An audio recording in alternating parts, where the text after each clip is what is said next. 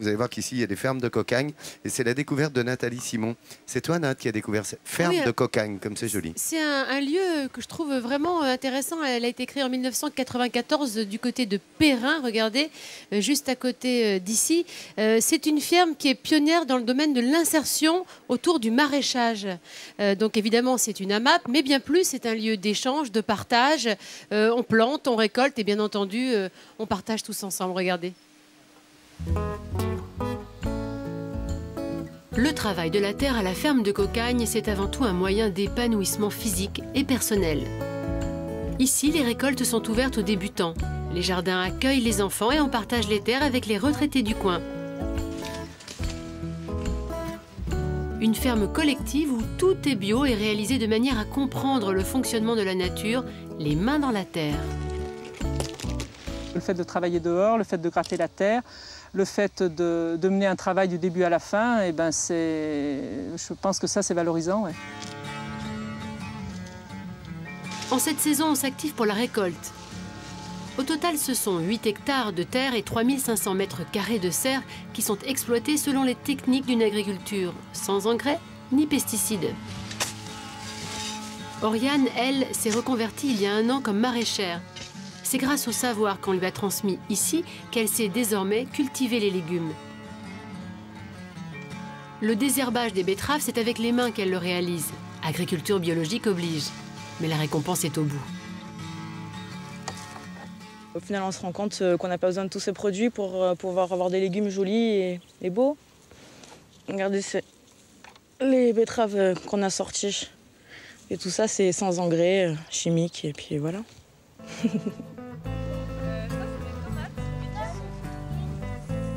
Respecter la terre, cela s'enseigne. C'est pour cela que la ferme de cocagne reçoit des visites d'école.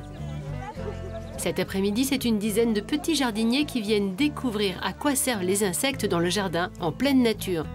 La classe est donnée au grand air. Vous avez fait le tour du jardin, on verra ensemble où est-ce qu'il y en a le plus. Et là, on ira en chercher avec les loupes. La chasse aux animaux microscopiques est ouverte. Chaque enfant doit en attraper afin de créer une collection finale où seront placés tous leurs trophées. Le but du jeu, mais ils ne le savent pas encore, c'est de leur faire réaliser un hôtel à insectes où ils auront plein d'abris pour des insectes différents. Donc via cet hôtel à insectes, travailler sur les différents insectes, leurs besoins et leur utilité au jardin. Et on peut se pencher au-dessus, on peut regarder par en dessous, mais on ne va pas secouer la bête dans tous les sens. Elle est vivante. Elle est vivante. Et après, quand on l'a bien regardée, on peut la remettre dans l'herbe. Les enfants découvrent l'utilité méconnue de cette faune à travers l'observation scientifique, avec l'aide de leur boîte à loupe. Des petits insectes. Ah, regardez, elle est grosse. Moi, j'ai attrapé un criquet qui a plein de pattes. Moi, j'ai un beau jardin, je suis content cette année. On a eu des belles tomates. Découvrir le jardin, une véritable passion que l'on cherche aussi à partager avec les retraités des alentours.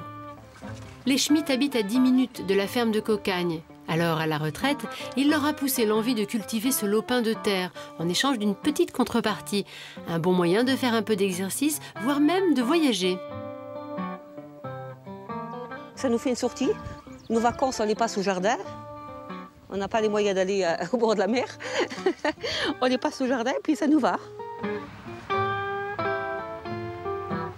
Le jardinage, un loisir pas cher et une bonne bouffée d'oxygène. Depuis le début de l'année, François a récolté des tomates, des courgettes, des poivrons, des potirons et des haricots. Tout cela lui permet de nourrir sa famille à moindre coût. Et elle le lui rend bien. J'ai une réaction surtout, c'est celle de mon petit-fils qui a 8 ans, Noah, et qui, lorsqu'il a goûté les tomates et les haricots, c'est fini, il ne faut plus lui parler de haricots en boîte. C'est terminé. Jardiner des produits de qualité, loin des rayons du supermarché. Croquer le fruit de son propre travail. Ici, on retrouve toutes les saveurs de son enfance. La ferme de Cocagne est un lieu unique en son genre qui met à la portée de tous les bienfaits du jardinage. C'est vrai que c'est un lieu unique en son genre, mais la ferme de Cocagne a essaimé, j'ai envie de dire, à travers toute la France, puisqu'aujourd'hui il y a le réseau Cocagne, et je trouve que c'est vraiment une jolie façon d'insertion par le maraîchage, par la nature. Alors, en parlant de nature, je me suis penchée, là, on est aux portes de l'hiver, dans l'automne, et c'est le moment où beaucoup de gens font des monodiètes. Et notamment des cures uvales, des cures de raisin. Alors, ça consiste en quoi finalement la monodiète? C'est le fait de consommer un seul aliment, comme par exemple le raisin, sans limitation de quantité, pendant une durée quand même réduite. Normalement, c'est entre 1 et 3 jours. Pourquoi?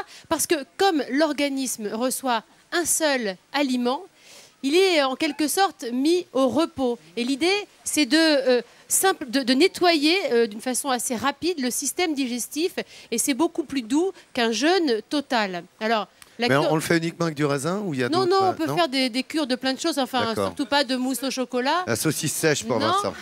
Vincent, ça fait 30 ans qu'il fait du cochon. Mais la cure de raisin, c'est... Monodiète au cochon. C'est vraiment la star des monodiètes.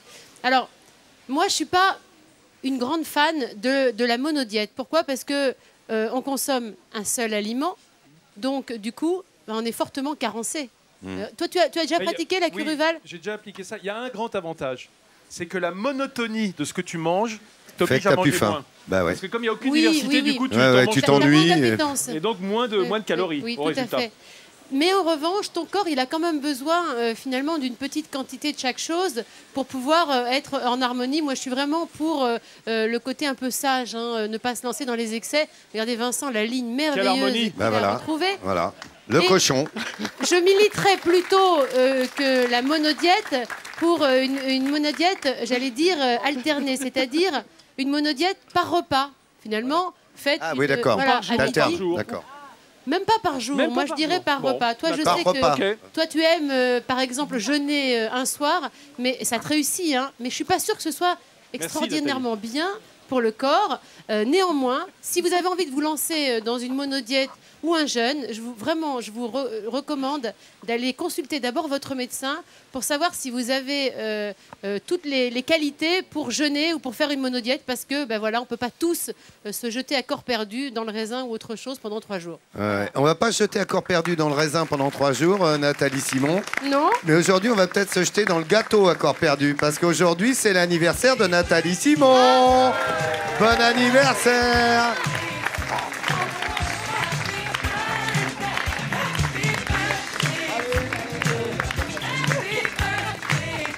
C'est pour toi que j'ai fait la mousse au chocolat, Nathalie. Tu auras le droit de manger tout le saladier tout à l'heure. Tu as le gâteau au chocolat en entier. Et comme je ne rate jamais une occasion de massacrer une chanson, j'ai pensé à toi aujourd'hui. La place Gailly était pleine. Quand elle est apparue, elle a souri. C'était la plus belle des chroniqueuses, Nathalie. Ah ouais, c'est pour ton anniversaire. Oh, c'est beau. Alors, c'est pas tout, en guise de cadeau. Pour toi et nos téléspectateurs, vous allez avoir des images absolument incroyables. Et là, elle se dit, qu'est-ce qu'il a été sortir? Des images d'une série Disney dans laquelle tu as joué avec ta fille Nina. Allez, plaisir des yeux. Joie d'offrir. Regardez. Regarde si c'est beau ça. Alors là, vas-y, raconte. C'était un joli moment avec Nina, justement, puisque cette série s'appelle Mère et Fille. Et c'est l'histoire un petit peu rigolote à chaque fois d'une mère et sa fille. On avait été invité, regardez Nina qui joue super bien mieux que moi. T'as de l'avenir, ma chérie. Et c'était un moment super rigolo. J'ai jamais fait ça. Elle non plus. Et voilà, c'est un joli cadeau, tiens, de me repasser ces images. Super émue. Vous avez dit qu'elle avait adoré, elle. Ouais. Elle avait adoré. Et puis, c'est un bon moment de partage entre une mère et sa fille. Voilà, c'est ça aussi, être parent. C'est partager. Bon anniversaire, à Nathalie. Je suis touchée. Jolies images. Une jolie chanson, Nathalie, de Vincent.